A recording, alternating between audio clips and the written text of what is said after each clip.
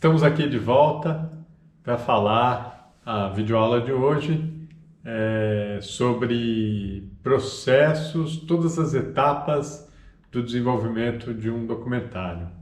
Então a gente vai falar de 4 etapas que vêm da pré-produção, produção, pós-produção e distribuição. Então vou começar falando um pouco da pré-produção, né? A pré-produção, eu identifico essa etapa desde o momento que eu sonho com uma ideia. Minhas ideias geralmente vêm no sonho, mas as pessoas podem ter as ideias conversando, lendo, enfim, das mais variadas formas, né? A maneira mais frequente que eu recebo essas ideias é a partir de sonhos, né? Então, desde esse momento que surge a ideia até o momento que eu consigo viabilizar a sua produção, esse viabilizar a produção, aí tem uma grande... são muitas maneiras, né? Aqui eu acho que vale a pena falar um pouco de como é que funciona a minha produtora, a Deus Dará Filmes, né? É uma produtora independente e a gente produz projetos, trabalha basicamente com projetos próprios, com propriedades próprias, né? Eu gosto de usar essa palavra propriedade educativamente, né? De forma didática, né? Porque um produto nada mais é do que um direito de comercialização, uma propriedade intelectual, né? Então a gente trabalha com propriedades próprias, basicamente, não quer dizer que eu não preste serviço para outros, já aconteceu e a gente gosta também de trabalho sob demanda, mas a essência da produtora é desenvolver projetos próprios, né? E a gente busca, são vários modelos para tentar viabilizar esses projetos, né? E um desses modelos é a gente resolver a gente mesmo bancar o projeto do começo ao fim e lançar diretamente, né? E aí a gente passa por vários outros modelos, patrocínios, editais internacionais, venda direta para canais de TV, relacionamento com agentes de mercado, enfim. São vários modelos de viabilização de uma obra, né? Mas o mais importante é que essa etapa de pré-produção é isso, da ideia, né? Ideias a gente tem 4, 5, se num dia bom a gente tem 4, 5, 6 ideias de documentário por dia, né? Para a gente conseguir viabilizar uma ideia, ela precisa passar pelo crivo do projeto, né? O crivo do projeto é justamente colocar a bola no chão, ver possibilidades reais de financiamento, né? Então, a ideia precisa resistir ao projeto, né? A gente analisa a viabilidade dessa ideia, aprimora, adapta essa ideia e começa a desenvolver. Essa parte de desenvolvimento é quando a gente vai transformando essa ideia em projeto, faz um orçamento, um cronograma, monta a equipe. Todo esse trabalho de desenvolvimento é um trabalho de pré-produção. E eu considero o trabalho de pesquisa também um trabalho de pré-produção. Isso não significa que a gente não vai continuar ou aprofundar a pesquisa na produção, né? Porque muitas vezes a gente não tem recurso para desenvolver a pesquisa, né? Então, e pesquisa é um item é um item caro, custoso. Eu fui interrompido aqui, então vou continuar de onde eu estava. Essa função de logger, ela é muito importante por conta disso, né? Da gente poder logar o material, já colocar o material todo com segurança, já fazer backups, já fazer todo o sistema de segurança do material para que a gente não perca o material, já conseguir conferir esse material para ver se ele está na qualidade técnica desejável, a tempo de eventualmente refazer alguma coisa se tiver alguma coisa errada, né? Então, é isso que eu estava falando.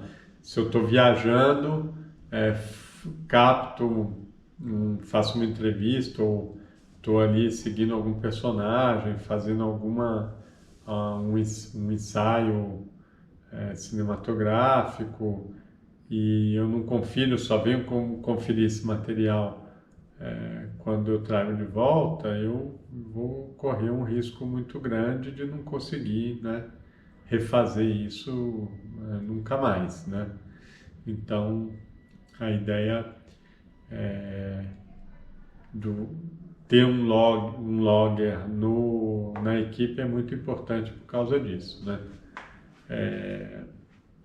Mas é óbvio que, assim como o diretor às vezes precisa ter um distanciamento para poder olhar o set como um todo e poder tomar as melhores decisões e poder acompanhar e apoiar o trabalho de todo mundo, um diretor de fotografia, por exemplo, o ideal seria que ele pudesse pensar a estética, os planos, a textura da imagem, a cor, a incidência de luz, tudo que ele vai querer dentro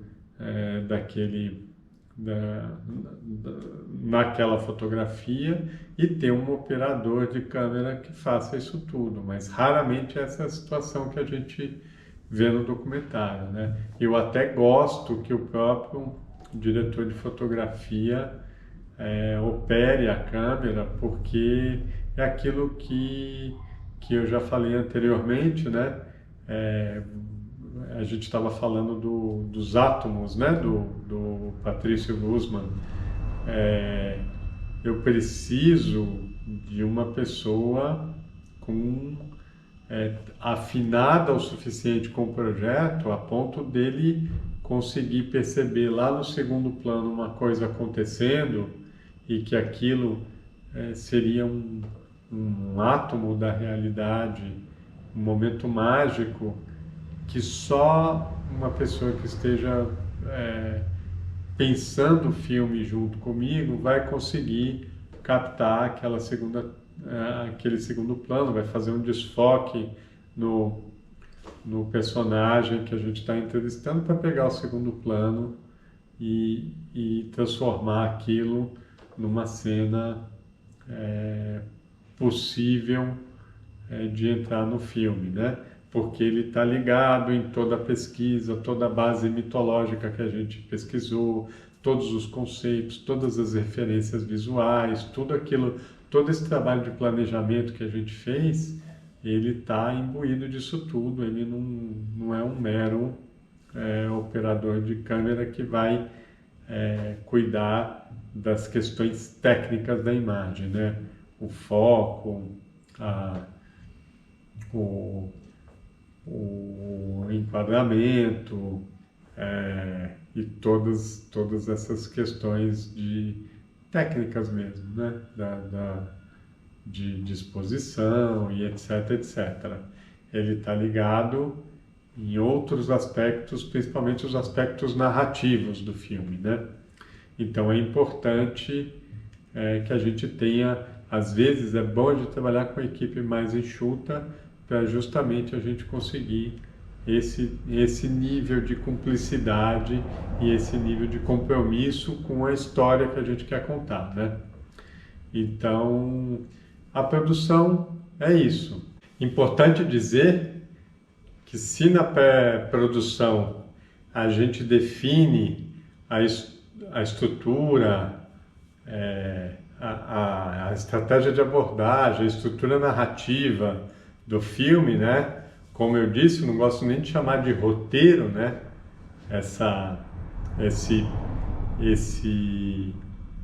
esse primeiro desenho da linha narrativa do filme, eu nem costumo chamar de roteiro, né? E não organizo como roteiro mesmo. Eu organizo como estruturas narrativas mesmo, né? Quais são os elementos narrativos que eu vou ter nesse filme? Isso está muito bem planejado. Eu tenho uma versão da história que eu imagino que eu vou conseguir capturar com aquilo que eu estou planejando e vou fazendo novas versões dessa história, né? Dessa história como um todo. Ó, o filme começa assim, termina assim. Eu uso geralmente estrutura narrativa em atos. Eu sou muito ligado em estrutura narrativa operística. Eu penso o cinema como ópera. Eu sou amante de ópera, eu gosto de ópera. Eu costumo, inclusive é algo que eu uso até na montagem do filme, né? Eu uso muito a música como condutor narrativo, como o ritmo do documentário. Para mim, para mim é muito ditado pela música, né? Geralmente eu monto os filmes em cima da música e depois eu tiro a música, mas deixo o ritmo, a presença da música ali, mesmo com o silêncio, o ritmo da música, os cortes, ele é todo ritmado. Se vocês puderem pegar qualquer filme meu, mas por exemplo, podemos falar do Descarte, que é o último, é o mais novo lançamento do filme. Ele é o mais novo lançamento, o documentário mais recente, né, vamos dizer assim. Ele é um exemplo disso. A gente montou ele todinho em cima da música e depois tirou 80% da música e deixou 20% da música, mas ainda assim você vai perceber a música é muito presente no filme, ela que conduz narrativamente, né? Então, enfim, são elementos narrativos e técnicos que cada documentarista usa para o seu trabalho próprio, né? Como eu disse, o documentário ele é muito rico por causa disso, né? Cada documentarista que você pega tem um estilo próprio, tem um jeito de fazer filmes, né? Tá ligado em um tipo faz tipos de documentário totalmente diferentes, né? A gente tem muitas escolas de documentário, tem muitos credos em torno da feitura desses documentários, né? Existem métodos muito definidos, né?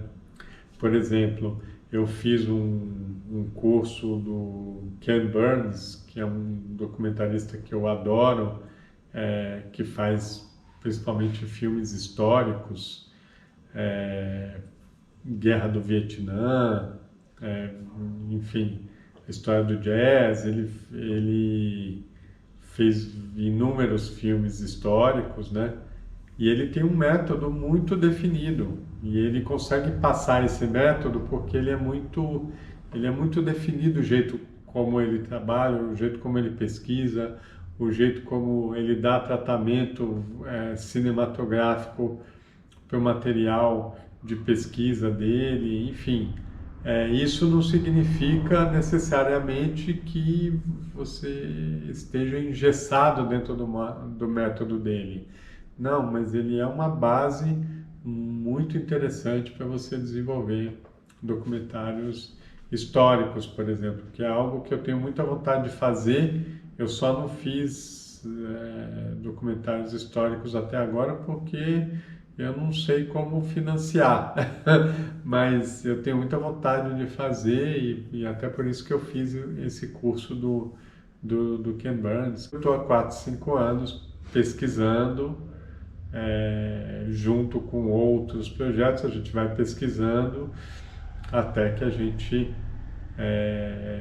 tem massa crítica necessária para chegar a desenvolver o projeto, né? Descobriu algo novo, relevante sobre aquela história, é isso. A gente vai pesquisando até amadurecer a pesquisa e estar pronta para chegar na fase de projeto, né? Então, essa pré-produção geralmente a gente faz, o correto seria a gente ter recurso para bancar essa pré-produção, principalmente a pesquisa, mas não é a realidade do mercado, né? A gente acaba fazendo por conta própria. E eu considero a produção a partir do momento que a gente garantiu a viabilidade do projeto. Ou a gente vai investir com dinheiro próprio, a gente conseguiu um patrocínio, ou a gente ganhou um edital, ou a gente fechou uma coprodução, enfim. A partir desse momento, eu considero que a gente entrou em produção, o que significa que eu já vou planejar, eu já trabalho com um planejamento muito bem definido, né? E o planejamento de produção é a chave para a gente conseguir fazer um bom filme, porque a gente trabalhando com documentário, a gente sempre trabalha com recursos muito... sempre, né? A nossa realidade é sempre com recursos muito apertados. Isso significa que se você errar no planejamento, você vai dançar o orçamento inteiro, né? Então, esse orçamento quanto vamos precisar investir em pesquisa, até quando nós vamos fazer essa pesquisa, a partir de quando nós vamos começar a filmar, quando a gente começar a filmar, saber exatamente quantas diárias a gente vai fazer, o projeto ele comporta quantas pessoas na equipe de filmagem, né? Raramente eu consigo fazer um projeto com equipe completa de filmagem, né? Que eu poder ir para um set só para dirigir o set e ter um diretor de fotografia que cuida da imagem, eu tenho um diretor de áudio ou um operador de áudio que cuide da captação de som, de eu ter um logger, que é uma figura das mais importantes num set, que é o cara que vai pegar esse material todo, conferir e já processar, fazer o primeiro processamento desse material para a gente conferir se esse material está bem filmado, o áudio está bom, a imagem está boa, está tudo ok. Isso é algo que é muito importante a gente fazer quando, sei lá, vou viajar para fazer uma gravação. Eu preciso, depois dessa diária de gravação, olhar o material e eu já costumo fazer um select desse material, um pré-select, vamos dizer assim, né? Uma pré-seleção desse material, já olhando esse material e vendo a qualidade dele, já separando a parte aquela parte que é utilizável daquele projeto, né? Mas ainda estou falando aqui da parte de produção, né? Então, nessa produção, na verdade, é a gente pegar tudo aquilo que a gente planejou, pesquisou e toda aquela estrutura que a gente montou na produção, a gente vai tornar real, a gente vai trazer um material para dentro de casa, né? Para uma ilha de edição. Essa daqui é a minha ilha. Então, a gente traz esse material para cá e começa a avaliar esse material. E aí começa uma próxima etapa, Para mim, a etapa de produção é enquanto eu estou filmando. A partir do momento que eu parei de filmar, eu geralmente, os meus filmes, eles têm data para começar e para terminar a filmagem. Eu não saio filmando que nem um louco um monte de coisa. Eu planejo muito bem o que vai filmar, até porque é custo, né? Não adianta se eu fizer um planejamento de 20 diárias de filmagem e acabar fazendo 40, eu vou levar prejuízo, né? Então, a gente tem que ser muito preciso nesse planejamento. Então, enquanto eu estou filmando, capturando imagens, eu estou na fase de produção. Essas fases, como é que divide, até onde vai, bababá, cada um também tem o seu procedimento, tá? Para mim, a produção termina ali. Aí, geralmente, eu desfaço de uma equipe de produção e vou para uma equipe de pós-produção. Aí entra em jogo roteirista, montador, depende de como eu vou trabalhar esse material. Se eu tenho material bruto muito grande, por exemplo, a gente fez aqui na produtora um filme da Graziella Mantuanelli,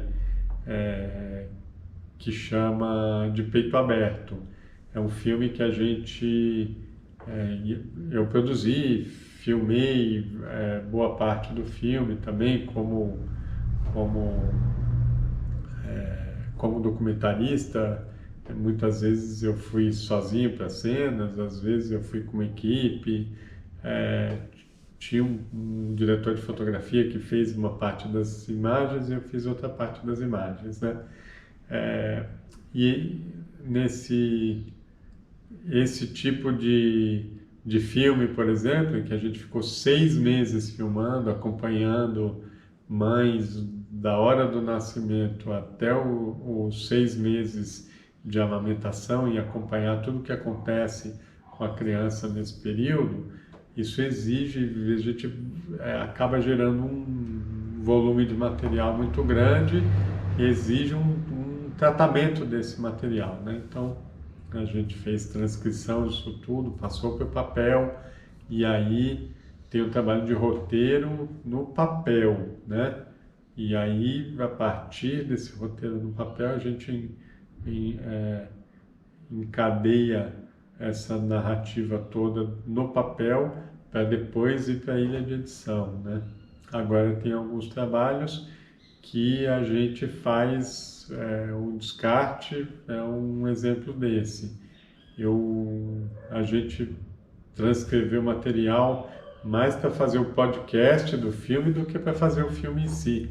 O filme a gente já fazia o select dele, já selecionava, ele já estava muito bem pautado, já sabia exatamente o que eu queria em termos de conteúdo.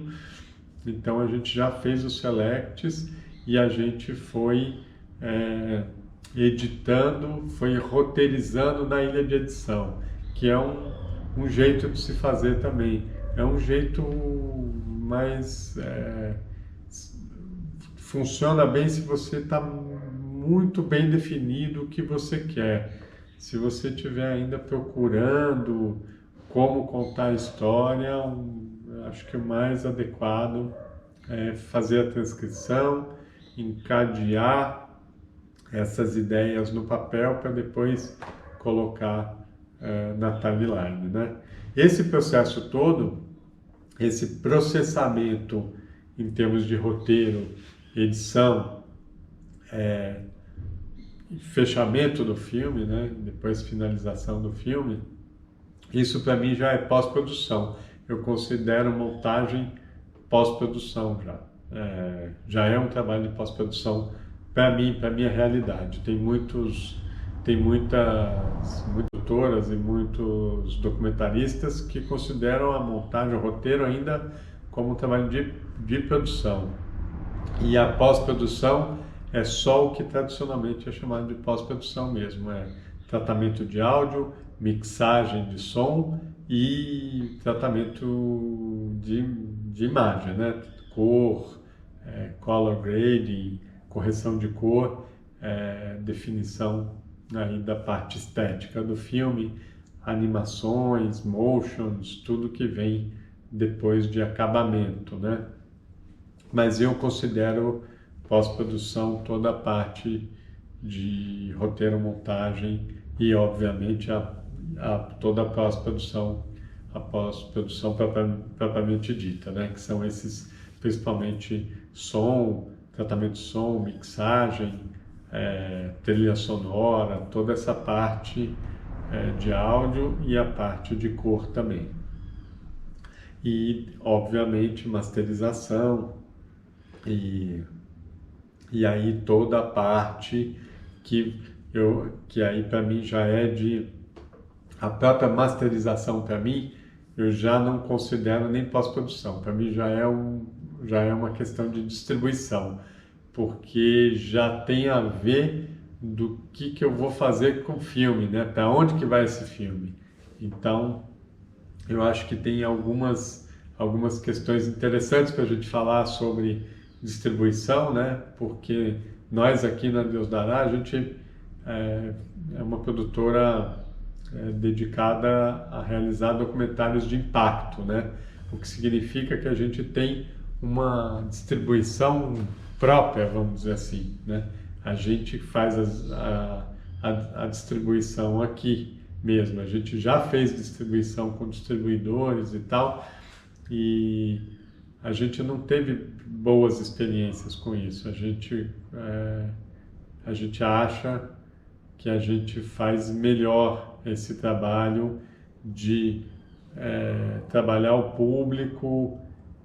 Não que a gente trabalhe melhor que a distribuidora, mas a distribuidora está cuidando de 200 filmes.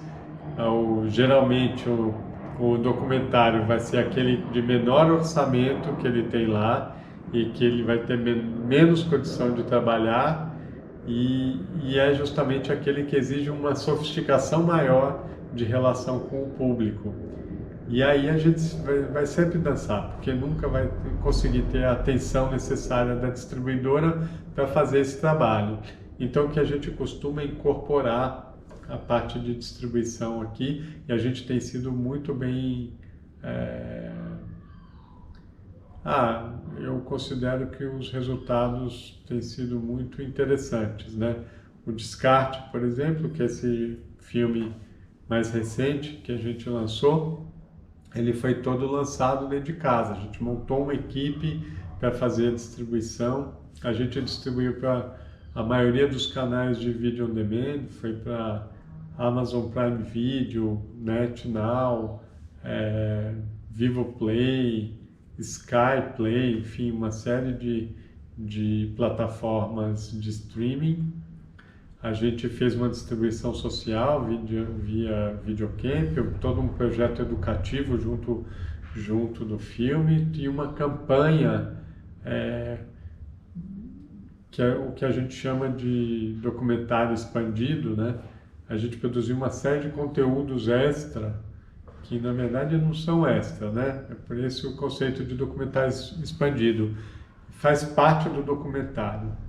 Um podcast com 7 episódios falando do processo de desenvolvimento dessa pesquisa, como é que a gente foi buscar a informação sobre cada um dos temas que a gente aborda no filme, reportagens especiais. A gente montou uma equipe de jornalismo para fazer reportagens especiais sobre esse tema, que o Descarte é um filme sobre lixo, né, sobre resíduos sólidos. A gente fez uma série de debates, enfim, fizemos uma campanha social com lambi-lambis digitais que foram projetados em prédios em vários lugares, enfim, com uma campanha de conscientização sobre a questão do lixo, né? Então a ideia é que a gente possa utilizar o documentário como uma ferramenta de transformação social mesmo, né? Então essa é a ideia por trás do documentário de impacto, né? Então a gente cuida da própria distribuição, a gente faz essa distribuição direta e usa muitos meios digitais para fazer isso, né? Que é o jeito que eu recomendo fazer justamente por tudo isso que eu falei, né? É um mercado com muita concorrência, o documentário é o primo pobre, a gente sempre é o último, nunca vai ter recurso para fazer como se deve e a gente acaba virando aquele, quase que o convidado penetra da festa, sabe? Que ninguém entende direito o que você está fazendo ali naquele coquetel com tapete vermelho e tal. Sempre fica aquela situação meio desajeitada, né? Então, por isso a gente resolveu fazer toda uma ação de distribuição dos próprios documentários, né? Então, eu quero deixar esse nosso site, que é descarte.net, para vocês poderem entrar lá e ver tudo que a gente está chamando ali de documentário expandido, né? Tem um videoclipe da música tema do filme, por exemplo, enfim, tem vários. A gente transformou os conteúdos do filme em mini documentários para ficar mais fácil a gente pautar, conversar com a sociedade sobre os temas, né? Então é isso. A ideia era falar um pouco dessas 4 etapas de trabalho, então aguardo você no nosso próximo encontro, tá bom? Obrigado, até mais.